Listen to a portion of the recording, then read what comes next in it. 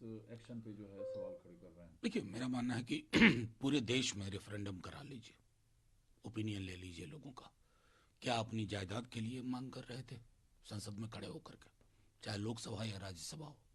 कल जो ब्रीच हुआ सिक्योरिटी का, मैं स्मरण दिलाना चाहता हूं, मैंने आगाह किया था विमेन रिजर्वेशन बिल के दिन ऊपर गैलरी में गुजरात, महाराष्ट्र, जहां जहां से महिलाएं लाएंगी, मोदी मोदी। मैंने कहा था कि आज अच्छा लग रहा है, कल को कोई स्पॉन्सर्ड आदमी आकर के यहाँ मुर्दाबाद के नारे लगा देगा, कुछ फेंक देगा।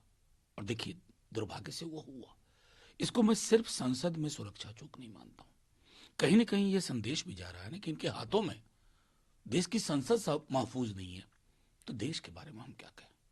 मैं सब, और आज जो रवैया दोनों ही हाउस में सत्ता पक्ष का रहा, ये सस्पेंशन वगैरह, क्या संदेश किया कि आपको विपक्ष मुक्त भारत चाहिए, विपक्ष मुक्त संसद चाहिए, आलोचना मुक्त मीडिया चाहिए। यही है आपके लोकतंत्र की अवधारणा। कितने कमजोर दिखते हो भाई आप। कहां तो बड़े मजबूत मजबूत बात, आप तो सबसे कमजोर दिख रहे हैं आजाद हिंदुस्तान के इतिहास में। लेकिन जो सुरक्षा है, खासकर राष्ट्रीय है, वो सिग्नेचर प्रॉमिस होता है इस पार्टी और सरकार का। लेकिन जो हुआ संसद में, अब लोकेट चटर्जी का कहना है, जो भाजपा की सांसद हैं, कि इस पे सबको सहयोग करना चाहिए और ये चीज दोबारा ना हो, इसकी कोशिश हम सबको। नहीं, ये सहयोग नहीं कर रहे हैं हम। जब हम एचएम के स्टेटमेंट की मांग कर रहे हैं, क्यों कर रहे हैं? सिर्फ आलोचना के लिए नहीं, एक व्यापक संवाद के लिए, एक डिस्कशन के लिए, जो पार्लियामेंट का धर्म है। 2001 में हुआ, याद करिए कैसे पक्ष विपक्ष का, आप तो विपक्ष मानते ही नहीं हो। आपकी तो पूरी बॉडी लैंग्वेज और स्पोकन लैंग्वेज में विपक्ष के लिए डिसडेन है।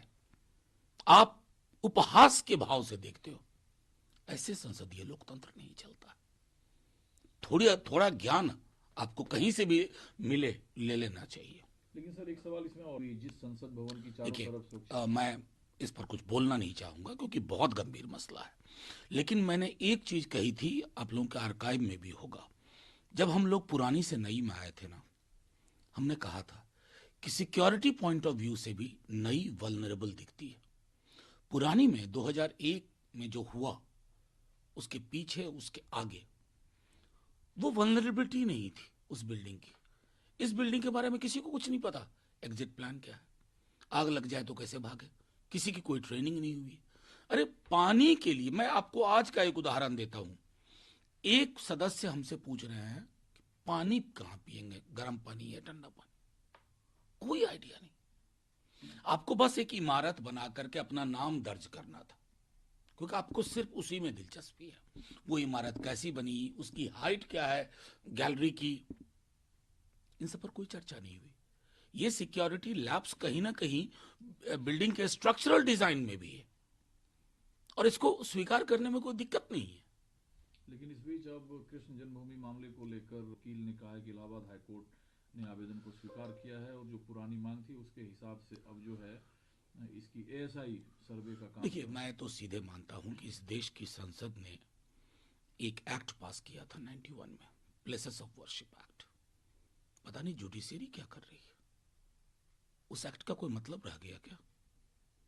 उस एक्ट के तहत साफ कहा गया था कि अयोध्या के बाद हम कोई वो पन्ना नहीं खोलेंगे, क्योंकि देखिए, इतिहास में उल्टे पहुंच जाने में बड़ी मुश्किल आएगी। बुद्धिस्ट पूछेंगे ना, हमारे स्तूप कहां गायब हो गए, हमारे विहार कहां गायब हो गए। उल्टे पांव की यात्रा से किसी देश को कुछ हासिल नहीं होता। और जबकि संसद एक कानून बना चुकी है, मैं तो अब तो लगता है कि जुडिशरी सिर्फ अच्छी बातें सेमिनार वर्कशॉप में करती है। लेकिन असदुद्दीन ओवैसी ने जल्दबाजी क्या है, क्या ओवैसी साहब की टिप्पणी से मुझे कोई ताल्लुक नहीं, मुझे जो कहना था मैंने कह दिया। From breaking news, detailed analysis, in-depth interviews and explainers, follow the Times of India. Subscribe to our YouTube channel. Don't forget to like our videos and hit the bell icon to stay updated with the latest.